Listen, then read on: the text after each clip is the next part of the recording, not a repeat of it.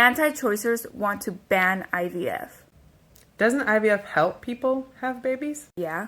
Why would anti-choicers be against that? I thought their whole thing was people having babies. No, that's just what they say. Their whole thing is about controlling people's sex lives. What does banning IVF have to do with controlling people's sex lives? Well, maybe I should say that their whole thing is controlling how people have families. Why would they be against someone having a family by using IVF? Because they think that the only right way to have a family is heterosexual couples having children the natural way. So how are they trying to ban IVF? The Alabama Supreme Court just ruled that embryos created through IVF count as children. Wait.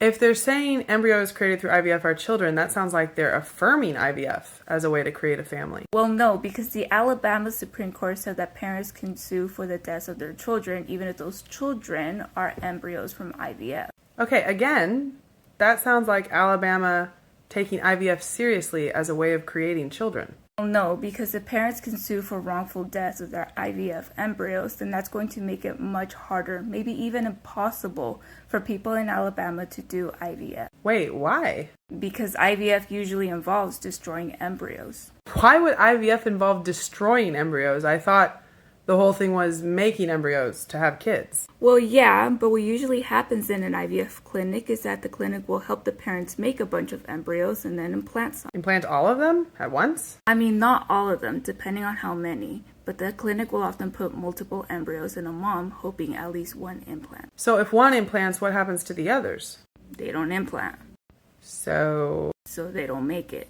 So they die. Yeah. Okay, but can more than one implant? They can. That's why you often see in IVF cases multiples like twins and triplets, but that's usually dangerous for moms. If they're dangerous, it seems like they shouldn't be trying to implant more than one at a time. Well, it's okay though, because if they're multiples, they can just selectively reduce them. What does that mean?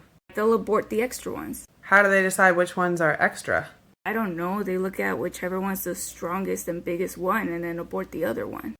Okay, but you said they might make even more than they even try to implant. Yeah. So what do they do with the other ones? The IVF lab can cryogenically freeze them and they'll likely still be usable later. How much later? It could be years, or if they've been stored for too long, then the contract says that the IVF lab can discard them.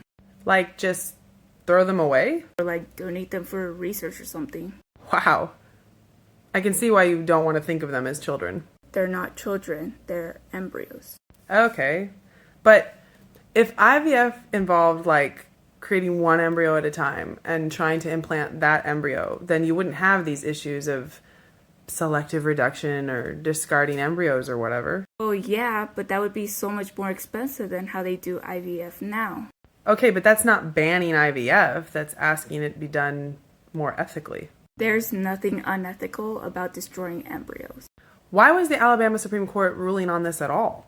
Because there was this IVF lab in Mobile where somebody who wasn't supposed to be there wandered in and destroyed a bunch of embryos. Oh wow, that is awful.